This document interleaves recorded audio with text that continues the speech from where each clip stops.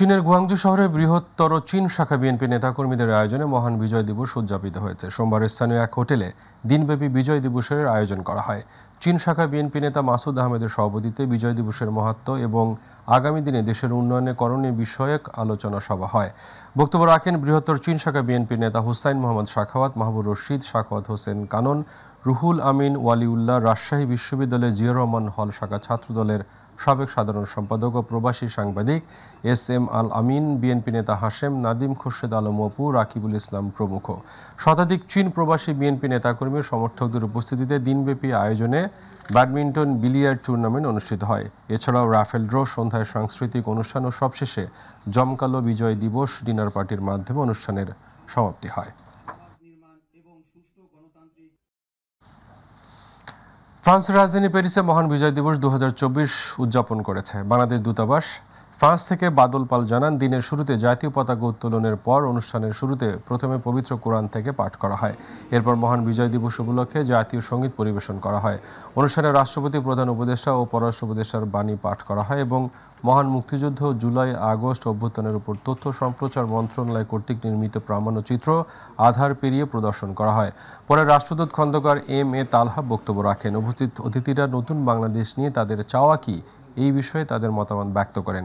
তারা শোষণমুক্ত, দুর্নীতিমুক্ত, গণতান্ত্রিক নতুন বাংলাদেশ দেখতে চান, এই আশাবাদ ব্যক্ত করেন। পরে বিজয় দিবস উপলক্ষে আয়োজিত মধ্যাহ্ন ভোজে সকল অতিথি অংশগ্রহণ করেন।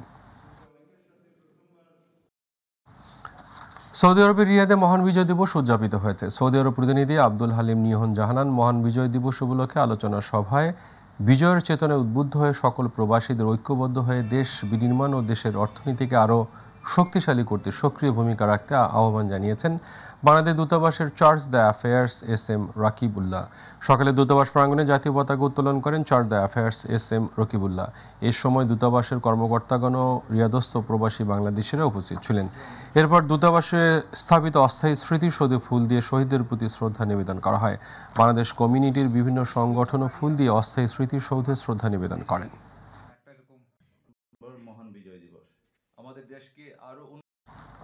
যুক্তরাষ্ট্রের টেক্সাসের হিউস্টনে নানা কর্মসূচির মধ্য দিয়ে মহান বিজয় দিবস উদযাপিত হয়েছে। সোমবার রাতে হিউস্টনের দুর্গাবাড়িতে বাংলাদেশ অ্যাসোসিয়েশন অব হিউস্টনের আয়োজনে দিবসটি পালন করা হয়। এ উপলক্ষে শহীদদের স্মরণে 1 মিনিট নীরবতা পালন, কবিতা আবৃত্তি ও নৃত্য পরিবেশনা সহ আলোচনা সভার আয়োজন করা হয়। এ সময় বাংলাদেশ অ্যাসোসিয়েশন অব হিউস্টনের নেতৃবৃন্দ সহ যুক্তরাষ্ট্রে বসবাসরত বাঙালিরা অংশগ্রহণ করেন।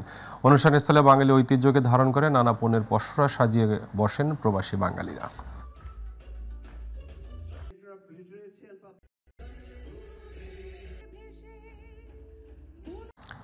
জমজমাট আয়োজনে সৌদি আরবের রাজধানী রিয়াদে বাঙালির ঐতিহ্য পিঠার স্বাদ নিতে দেশের সীমানা পেরিয়ে প্রবাসের মাটিতে পিঠা উৎসব অনুষ্ঠিত হয়েছে।